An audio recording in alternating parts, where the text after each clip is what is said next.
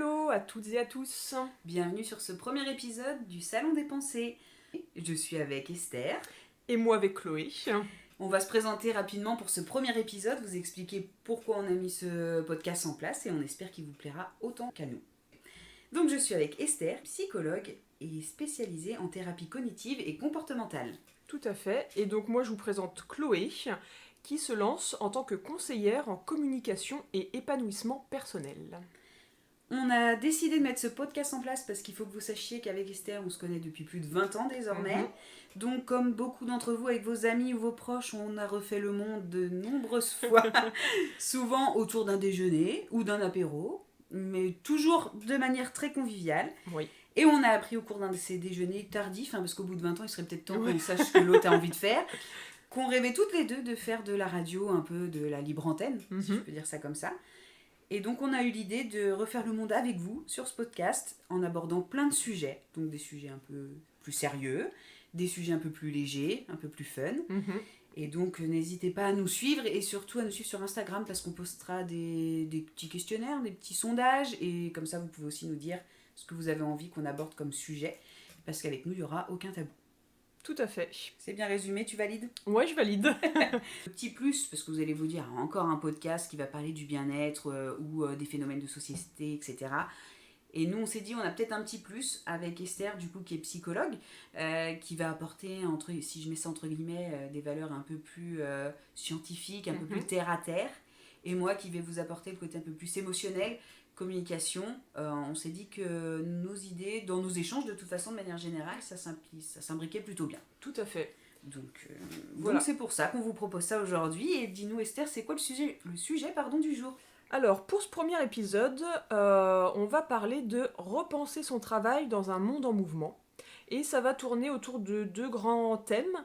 Comment trouver ou retrouver son équilibre entre vie pro et vie perso. Et puis, faire ce que j'aime ou aimer ce que je fais. Repenser son travail dans un monde en mouvement, pourquoi on a pensé à ça ? Depuis la pandémie, tout le monde a entendu parler, que ce soit sur les réseaux ou à la télé, du monde du travail, plus particulièrement, par rapport au fait qu'il y a eu la mise en place du télétravail, qu'il y a eu des horaires aménagés. Donc c'est le mérite, je dirais, qu'a eu cette pandémie, c'est de faire bouger un peu les codes, et ça fait aussi évoluer les pensées, je dirais. Les gens se sont posés un peu plus de questions pendant cette période un peu compliquée et très abstraite, si je peux dire ça comme ça. Donc il y a eu des aménagements de postes, comme le télétravail, je le disais précédemment, des horaires aménagés, que ce soit pour être moins nombreux au moment des salles de pause, des choses comme ça.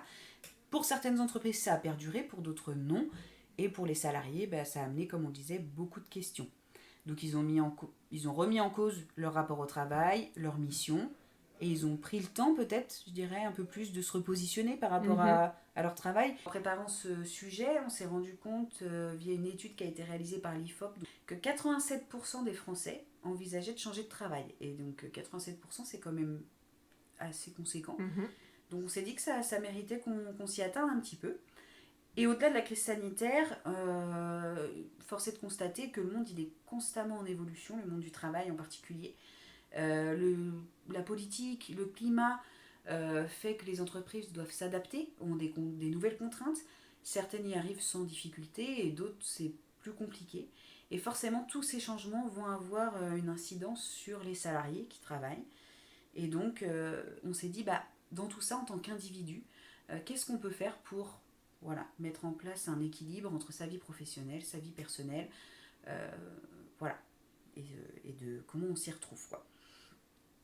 Donc Esther, est-ce que tu peux déjà me dire comment on peut se positionner en fait quand on commence à se poser ces questions-là, qu'est-ce qui peut nous permettre de se dire, alors attends, est-ce que moi j'ai mon équilibre, est-ce que je suis bien dans ce que je fais, est-ce que j'ai besoin de mettre en place des choses, est-ce que tu as eu des cas concrets de personnes aussi qui se posent la question et quels outils on peut mettre en place, quoi. Est-ce qu'on va faire des tableaux, ça c'est cool, ça c'est les pour, ça c'est les contre, Du coup, c'est vrai que c'est intéressant de se poser la question à différentes étapes de sa vie, parce que ça va évoluer au cours de sa carrière professionnelle, au cours de sa vie. Déjà, poser le fait qu'il y a des personnes qui vont vraiment passer beaucoup de temps et donner beaucoup d'investissement à leur vie professionnelle, qu'elle soit salariée ou chef d'entreprise ou indépendante. Et c'est tout à fait ok, il n'y a pas de souci. Et il y en a d'autres qui vont plutôt privilégier leur vie personnelle, que ce soit leur famille, leurs loisirs ou autre. Et là, du coup, le travail va plutôt servir, notamment grâce au salaire qu'on en obtient, à justement un peu financer C'est cette ça. vie personnelle. Et il n'y a aucun souci non plus, c'est tout à fait ok. Oui, on peut imager avec la phrase je travaille pour vivre ou je vis pour travailler. En Ouais, fonction des contextes, grossièrement, voilà, ça peut donner ça, quoi. voilà. Et puis après, ça, pareillement, ça peut changer aussi. Peut-être qu'au début, je suis célibataire et du coup, je vais passer beaucoup de temps à m'épanouir dans mon travail. Et puis après, je vais construire une vie de famille, je vais avoir des enfants. Et là, je vais peut-être vouloir privilégier, notamment quand les enfants sont jeunes. Et après, pareil, ça peut réévoluer parce que du coup, je vais remettre la priorité en quelque sorte sur mon travail. Et du coup, y repasser beaucoup de temps et beaucoup d'énergie. Oui, c'est ça. Donc, comme on disait au début, il y a une évolution Mhm. mondiale constante dans le monde du travail de par les phénomènes sociétaux. Mais on a aussi une évolution propre, personnelle, qu'il ne faut pas délaisser, qu'il faut bien Mhm. prendre en compte. C'est-à-dire que rien n'est figé dans le temps. Ouais, c'est Voilà. ça. Et ne pas culpabiliser du fait que ça change. Parce qu'on peut très bien, j'imagine, se donner des objectifs. Tiens, moi, dans 2 ans, je veux être à tel poste ou je veux Mhm. faire ça. Et en fait, au bout d'un an, se dire, bah non, en fait, je veux pas ça. Et là, le fait est qu'il faut pas culpabiliser. C'est Mhm. normal, tu nous dis bien, ça fait partie de l'évolution personnelle en tant Voilà, qu'individu. ouais, tout à fait. Oui, je pense que c'est bien de le souligner. Oui.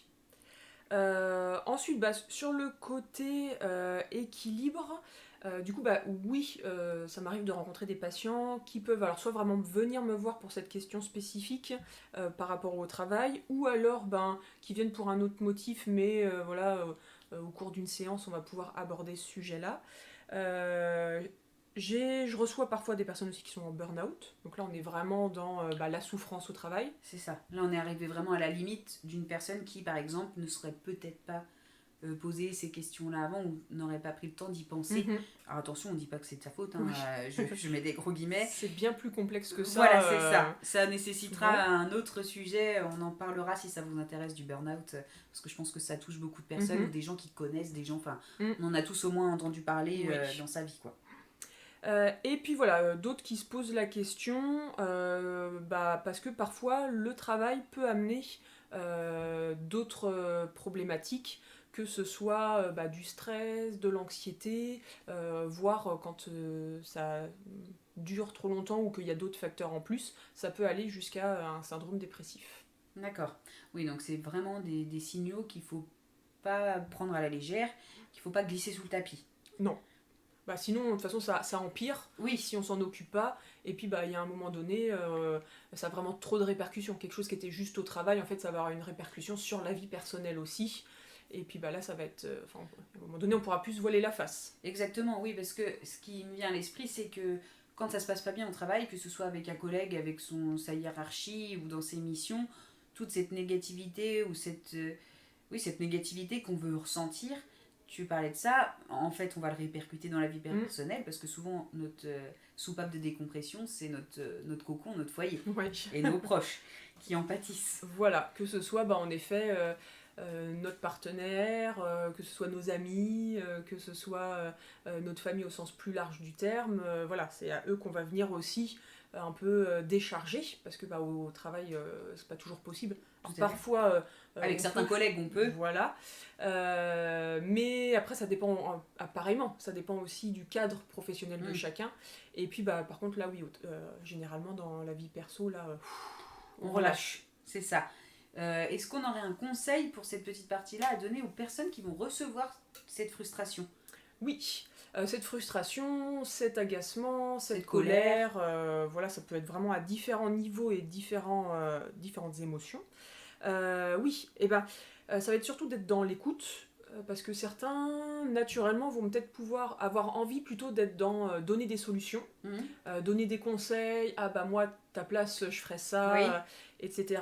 Alors qu'en fait, la personne qui va se livrer dans ces moments-là, elle a plutôt envie qu'on l'écoute de manière bienveillante et empathique. c'est ça. Et donc là, ça va être plutôt d'être justement dans ce qu'on appelle la validation émotionnelle, où on est plus sur oui, je comprends que tu sois énervé par rapport à cette situation, je comprends que là ce soit difficile pour toi, sans forcément voilà, vouloir tout de suite apporter une C'est solution. ça. Et si la personne qui est en face souhaite aider, parce que peut avoir cette envie de ok, j'ai écouté, j'ai pris, je comprends, Mm. là ce serait plus de conseiller de poser les questions. Est-ce que tu as besoin de quelque chose pour te sentir mieux? Est-ce que tu as besoin de mon aide ou pas? Et là de laisser vraiment à la personne qui souffre de ça de prendre la décision et d'aiguiller ou pas la Mhm. personne. Oui. Parce qu'elle peut très bien dire non c'est bon, ça m'a fait du Oui. bien, j'ai vidé mon sac. Ou bah en effet. Et là peut-être qu'elle va vous dire mais qu'est-ce que tu ferais à ma place? Mm. Vous pouvez très bien voir cet échange-là. Après, ne prenez pas en compte que c'est la solution parce qu'une personne, un individu, Mm. a ses propres réactions, a sa propre manière de fonctionner. Et ce qui va marcher pour l'un ne marchera pas forcément pour l'autre. Tout à fait. Donc ça, c'est important, je pense, de le préciser. Dans le cadre où, là, on va dire qu'on est un peu à la limite, mais je pense que c'est intéressant d'aborder ça. Mais si une personne au travail, que ce soit son manager ou un collègue tout simplement, fait qu'on se sent pas bien, donc on parle d'une seule personne, est-ce qu'on se focus, comment on a tendance à réagir et qu'est-ce qu'on peut faire justement pour améliorer cette situation? En effet, on va avoir tendance à focaliser son attention sur cet élément négatif, que ce soit un collègue, son responsable, un client, voilà, quelque chose de son environnement particulier. Et du coup, on va avoir que ça. Et on va oublier un peu tout le reste. Donc c'est ce qu'on appelle le biais de négativité, donc qui est tout à fait normal, qui est dû à notre cerveau, Ok. qui est qui est là pour en fait notre survie. Et du coup, dans cet esprit de survie, qui va se focaliser sur le négatif. Mais du coup, ça déséquilibre la balance où on oublie tout le reste, les autres collègues, en fait j'aime bien mon travail sinon par ailleurs, j'ai tels avantages, etc. Oui, par instinct de survie, le cerveau va se focaliser sur ce qui va pas pour surveiller ce qui va pas et pouvoir agir en conséquence. Voilà. Ok. Le Merci les cerveau, hommes c'est ça. préhistoriques. Merci le côté primitif du cerveau, quoi. Ouais. Et du coup, voilà. Et en plus, on va auto-alimenter, en fait. Cette négativité. Voilà, c'est ça. En étant en plus hyper attentif à ce que, si on imagine que c'est un collègue, à ce qu'il fait, à ce qu'il nous dit, quel ton de voix il emploie quand il nous dit C'est ça. ça. On va focaliser Ouais. sur le moindre petit détail et en faire éventuellement une montagne si je grossis un peu le trait. Tout Ok. à fait. Alors, c'est pas facile, hein. C'est sûr de Bah, surtout changer. si c'est notre cerveau qui est programmé pour ça, bon, déjà le savoir, je pense que ça aide. Oui. De se dire, ah ok. Parce que c'est vrai que des fois, on peut avoir tendance, je pense, à se dire, mais je suis pas comme d'habitude, je focalise tout le temps sur ça, je suis en boucle sur ça, qu'est-ce que je peux faire? Ça me fait penser un petit peu au cercle des émotions. On a un cercle des émotions, quand on est, je vais l'imaginer très rapidement, je peux en reparler plus en détail plus tard, mais quand on est dans une vibes positive, voilà, tout va être positif et on va retrouver plein d'éléments, la moindre petit détail va nous rendre heureux. Par contre, quand on est dans son cercle de négativité, si on trouve pas les moyens de s'en sortir, on va rester en boucle. Et je pense que ça rejoint bien ce que tu dis, on va focaliser sur la moindre chose et tout va être négatif.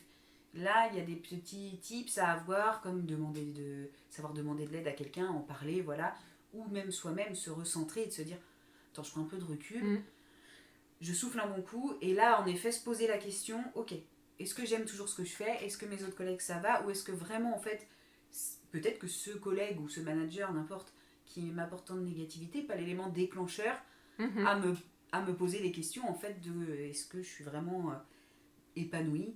Est-ce que j'ai vraiment un équilibre, l'équilibre que je souhaite, en tout cas, dans ma vie en tant qu'individu, quoi. Tout à fait. Et puis à voir, est-ce que je peux faire quelque chose à la situation ou pas? Parce qu'on peut pas, dans une certaine mesure, on contrôle que soi, ce qu'on Oui. pense, ce qu'on ressent et comment on agit, mais on peut pas du tout contrôler les autres, Oui. ce qu'ils pensent de nous, comment ils agissent, etc. Et donc après, c'est voir, on a quand même une certaine marge de manœuvre. On peut, si c'est un collègue avec qui ça va pas, essayer de voir avec son responsable ou autre, est-ce qu'il y a possibilité de discuter, de faire de la médiation, etc. Mais il y a un moment donné, et puis surtout si ça pèse trop, si ça apporte, par exemple, je pense à une patiente avec qui, voilà, qui a un collègue dans son bureau avec qui ça se passe très mal, du coup, bah voilà, ce que je disais, hein, elle pense que à ça. Bien sûr. Ça joue sur sa vie personnelle parce que du coup, elle en parle beaucoup à ses proches. Ça joue sur son sommeil. Ça joue sur le fait que bah, elle est stressée avant d'aller au boulot. Ça la suit partout au quotidien. Voilà. Et donc, au bout d'un moment, c'est quand même très pesant. Mhm. Et donc, ben, si j'arrive à passer au-dessus de ça, chouette. Mais il y a un moment donné, si c'est trop et qu'en plus je trouve pas de solution dans le cadre de mon travail, ça peut être intéressant de se poser la question de bah, est-ce que malheureusement je vais pas alors, changer de service si c'est possible Ou changer de travail. ou changer de travail. Et ça me fait penser à. J'avais entendu Alexandre Astier J'adore cet homme. Je pourrais euh, l'écouter pendant des heures. qui est passé à Hot Ones avec Kian Kojandi et qui disait justement bah voilà, on a tous rencontré des cons, hein, Oui. pour citer ces mots, et bah voilà, dans sa vie perso, dans sa vie pro. Oui. On n'y échappe pas, c'est sûr. On est tous le con de quelqu'un. De C'est toute ce qui façon. paraît. Et du coup, qui disait, bah voilà, les gens pour qui ça passe au-dessus, Très bien, pas de problème. souci. Mais qu'à un moment donné, quand vraiment, justement pour ceux qui n'arrivent pas à passer au-dessus, bah là voilà, là il faut prendre une décision. Voilà. Alors je sais que certaines personnes vont se dire c'est bien beau mais on peut pas quitter son travail comme ça du jour au lendemain. On a une maison à payer, des charges, des factures, hein, comme tout le monde. Et je l'entends, c'est tout à fait normal. Et Alexandre Astier, je sais qu'on a parlé hein, dans cette interview. Et en connaissance de cause particulièrement, parce que lui, ses parents sont issus du spectacle, hein, ils sont intermittents du spectacle, ils sont comédiens, donc a connu cette précarité. Et c'est pour ça qu'il parle en connaissance de cause, de dire qu'en effet, quand par contre on n'arrive pas à passer au-dessus, bah pour son propre bien-être, hein, il faut franchir le cap. On vous dit pas de poser votre démission, comme on peut voir dans les films et les séries, je démissionne, je m'en vais, et puis le lendemain ils ont retrouvé un poste, waouh, génial, beaucoup mieux payé, avec plein d'avantages. Mais ça se réfléchit. Et bah, éventuellement de commencer des recherches en parallèle. Si vous voulez changer de métier, il y a plein d'options qui existent. Hein. Vous pouvez être accompagné par des assistantes sociales ou des gens à qui c'est le métier. Faire un bilan de compétences. Un bilan de compétences, voilà, et de se reposer la question, tiens, qu'est-ce qui me plaît ou pas. Voilà, ça se fait pas du jour au lendemain, c'est pas une décision non plus facile à prendre, ça c'est certain. Mais c'est vrai que si on n'arrive pas à passer au-dessus, il faut vraiment penser à soi, parce que c'est vous que ça va détruire.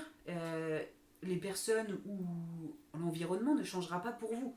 Ce qui se comprend, ce qui est logique, parfois ce qui est injuste dans certaines situations. Mais du coup, penser à soi et voilà, oser franchir le cap de au moins se renseigner des options qu'on a, quoi. Voilà. Parce que en effet, après, c'est sa santé mentale qui en pâtit, avec tout ce qui peut découler, que ce soit sur l'aspect très psychologique ou parfois dans le somatique. Hein, on parle de maladies psychosomatiques, et certaines personnes sont plus ou moins sensibles à ça, et ce qui n'arrive pas à... voilà, si on n'écoute pas en quelque sorte notre cerveau, après c'est notre corps qui parle, et là ça peut être alors juste on chope toutes les petites maladies qui passent, on n'arrive plus à sortir de son lit. Oui, voilà, faut vraiment apprendre à s'écouter. On a ces petits signaux d'alerte voilà, que le corps nous envoie, et des fois qu'on aime très bien balayer sous le tapis, mais qui reviennent à nous plus fort après. T'as pas voulu m'écouter? Attends, je vais augmenter un peu la dose et on va voir si... Oui, donc il faut faire attention à tout ça. Tu parlais de ta patiente.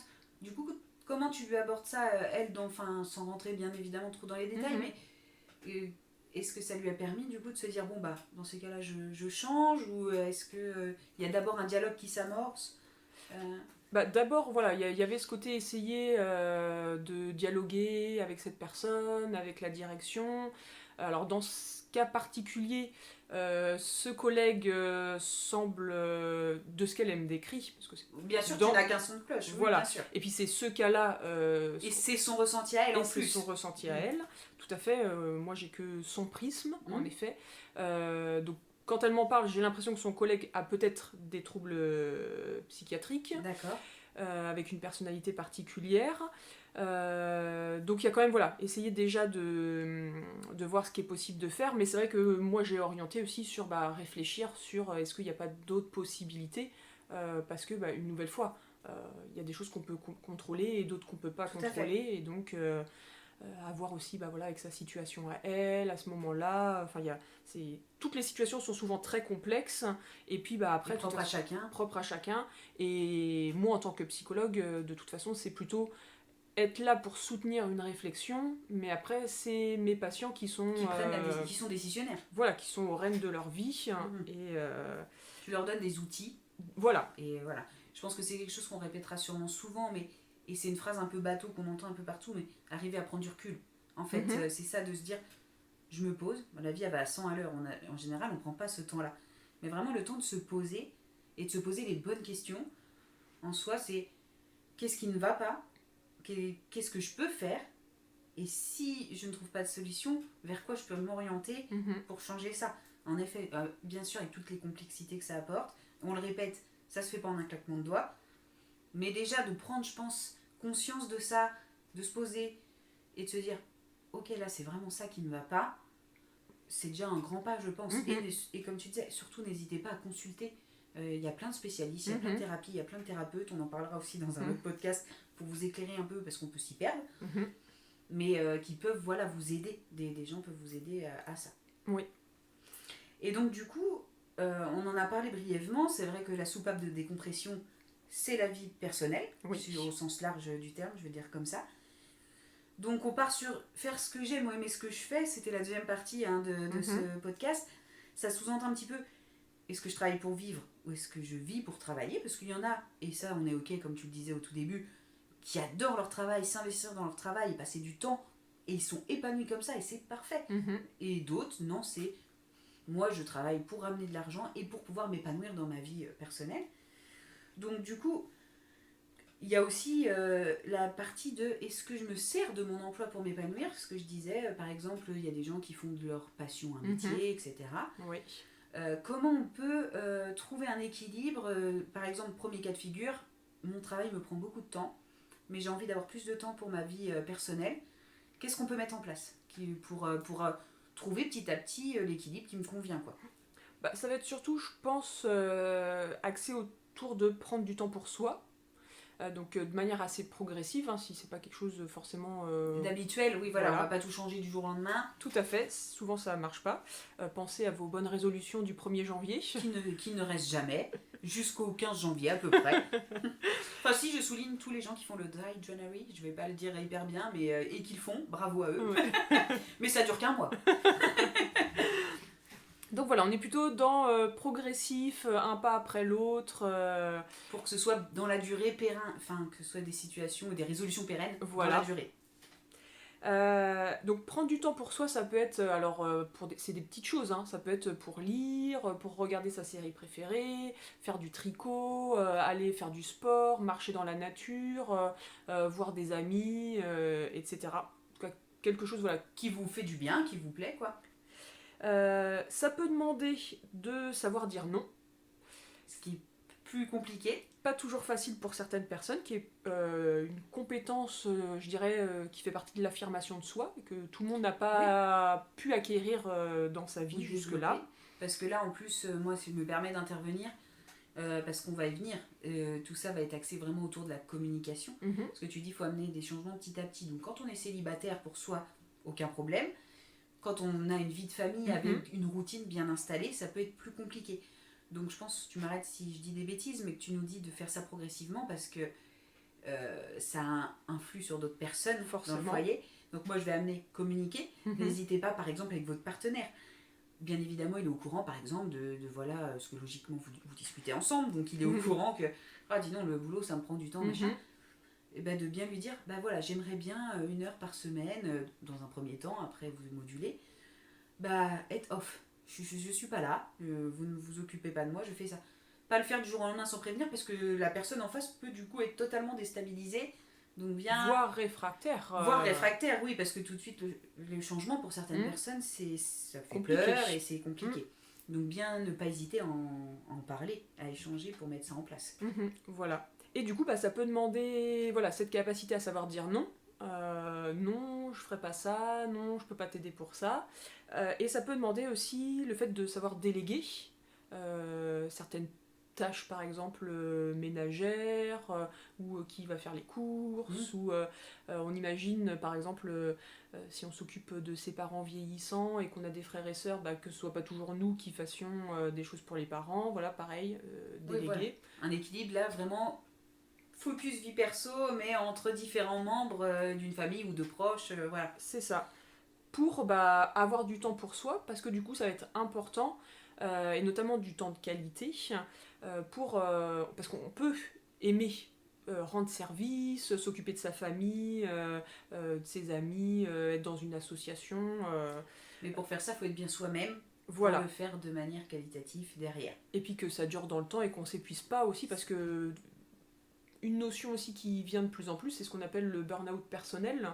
Donc qui est encore, du coup, Autre pareil. chose que le burn-out Voilà. professionnel, et j'imagine que les deux peuvent se croiser. Les deux peuvent se croiser. Il y a aussi le burn-out familial pour les parents. Alors, D'accord. un des deux ou les deux qui vont justement s'épuiser, alors surtout quand ils ont des jeunes enfants, c'est surtout là, s'épuiser dans tout ce qu'il y a à faire. Et puis tout ce qui s'impose de faire aussi, ça tout ce ce qui sera un s'impose, sujet, voilà. je pense. C'est ce que j'allais dire parce que souvent c'est des personnes qui se mettent des exigences élevées, qui peuvent être perfectionnistes. Oui, et puis comme on le rappelle, comme on l'a dit pour le milieu professionnel, la vie elle est en constante évolution. On évolue chacun proprement, chaque individu, tout au long de sa vie. Donc les exigences qu'on a pu se mettre au début, si je prends le cas des jeunes parents, moi je vais faire comme ça, je vais faire comme ça, et je ferai ça, et mon enfant, non, il fera pas ça, rien. Et une fois le nez dedans, bon bah en fait je vais peut-être revoir mes exigences à la baisse, et encore une fois c'est ok, pas de culpabilité à avoir, c'est normal en fait. On est tous comme ça à différents stades, mais on a tous ce genre de réflexion. Et tu parlais de savoir dire non, c'est pareil. Pas de culpabilité à savoir dire non. Bah non. J'ai vu passer sur les réseaux quelque chose de très pertinent. C'est quand une personne qui a tendance à toujours dire oui, le jour où elle va dire non, on va se dire bah franchement pas cool quoi. Elle me dit non, c'est sympa quoi. Alors qu'une personne qui dit toujours non, le jour où elle va dire oui, on va se dire ah franchement sympa cette personne en fait. Ce qui est totalement injuste entre guillemets de se dire bah mince. Mais c'est le prisme qu'on va avoir sur l'instant T, notre propre émotion qui va la déception si on nous a dit non. Mais l'importance de la communication, si on a communiqué avant, la personne en face va comprendre pourquoi on dit non là. Non, parce que là j'ai besoin de ça. Peut-être qu'après je pourrais faire ce que tu me demandes. Et avec plaisir. Mais là, non, je ne suis pas en capacité. Et pas de culpabilité, c'est ok. Tout à fait. Et même, j'irais même un peu plus loin. Après, si moi je dis non à quelqu'un pour lui rendre service ou autre, si l'autre se sent frustré ou en colère, ça lui appartient. Oui. L'autre est responsable de ses émotions. Moi, je vais être responsable de mes émotions et de comment je les gère, mais je suis pas responsable des émotions des autres et de comment les autres les gèrent. C'est ça. Et pour ça, encore une fois, de ne pas culpabiliser. Si on voit la personne en face déçue ou frustrée, bah, comme tu dis, c'est ses émotions. Nous, on est ok avec nous-mêmes. Bon, bien sûr, on vous dit pas d'aller les envoyer bouler de manière agressive. Hein, on reste bienveillant. Mais non, parce que là, je ne suis pas en capacité de répondre à ton besoin. Et voilà. Okay. Et éventuellement proposer un compromis. Par contre, demain, si tu veux, on peut le faire. Ou moi, je peux pas, mais demande à un tel. Enfin voilà, il peut y avoir aussi. Oui, parce que je pense qu'il y a des gens dans ces situations-là aussi qui peuvent ressentir physiquement quand ils n'ont pas l'habitude. Ils se disent bon, là, je vais dire non. Après, cette culpabilité qui vient. Et au travail, ça peut aussi se superposer. Là, on va avoir ce sentiment de boule au ventre, de stress, on est mal à l'aise. Est-ce que ça, c'est des signaux que le corps aussi peut nous envoyer pour nous montrer, pour nous faire ressentir des choses ou pas du tout parce que je sais qu'on n'en a pas parlé tout à l'heure, mais que tu m'as appris que le cerveau, c'est... Notre deuxième cerveau... C'est l'intestin, c'est ça? Tout à fait, avec quand même 100 millions de neurones. Oui, donc c'est pas rien. Voilà, c'est beaucoup. Oui, alors, il y a des choses auxquelles être sensible. Après, si on va avoir un trouble anxieux, que ce soit donc ce qu'on appelle un TAG, un trouble d'anxiété généralisée, que ce soit une anxiété spécifique, que ce soit de l'anxiété sociale, quand on a un trouble anxieux, du coup, là, ce côté va être... c'est un peu déréglé. L'alarme, en fait, est déréglé, et du coup, on peut se sentir mal et avoir ces symptômes physiques dans des situations où, normalement, on ne devrait pas. Oui, voilà, c'est ça. Ou alors, ça va être trop intense par rapport à ce que ça devrait être, alors dans la norme, avec des grands guillemets. Et du coup, là... c'est pas qu'il faut pas les écouter, mais là c'est un autre travail et c'est quelque chose éventuellement sur lequel on pourra revenir, mais Ouais. c'est très spécifique. C'est spécifique, ok. Voilà, par rapport à l'anxiété. Mais sur quelqu'un qui a pas de trouble anxieux, là par contre oui, c'est important d'écouter son corps et qu'en effet il y a beaucoup de choses qui passent et notamment par tout ce qui est au niveau du ventre, du tube digestif et tout ça parce que bah, notamment il y a tous ces neurones qui se cachent. Qui se cache là. Ouais. Je pense qu'on a fait le tour global. On a essayé de rester quand même assez vaste et pas trop rentrer dans le détail pour pas que ce soit trop lourd. Mhm. Bien évidemment, si vous avez des questions, n'hésitez pas à les poser en commentaire ou à nous suivre sur Instagram parce qu'on se fera un plaisir d'y répondre. Et s'il y en a beaucoup, on se fera un plaisir de refaire une autre vidéo pour rentrer peut-être plus dans le détail. N'hésitez pas à partager aussi vos expériences personnelles. Si vous êtes passé par ce genre de questionnement, si vous êtes en plein dedans, Mhm. ou si vous y êtes passé, bah, qu'est-ce que vous avez pu mettre en place parce que je pense que ça peut aider d'autres Tout à personnes. fait. Donc ne pas hésiter à se nourrir. Après, on le répète, ce qui marche pour quelqu'un ne va pas forcément marcher pour quelqu'un d'autre. On est tous des individus propres et uniques. Donc, Mais ça peut permettre de s'inspirer exactement. pour d'autres sans recopier, mais Oui. voilà, se dire ah bah tiens, ça c'est une bonne idée, j'ai pas essayé, moi je vais faire le test et je vais voir si ça marche ou peut-être que ça va marcher en partie. Et je vais moduler. Voilà. Exactement. Donc n'hésitez pas. Et Esther, le petit mot de la fin, une citation d'Oscar Wilde. Ouais, Oscar Wilde qui disait que soyez vous-même, les autres sont déjà pris. Merci à tous. Salut, salut. Salut, merci.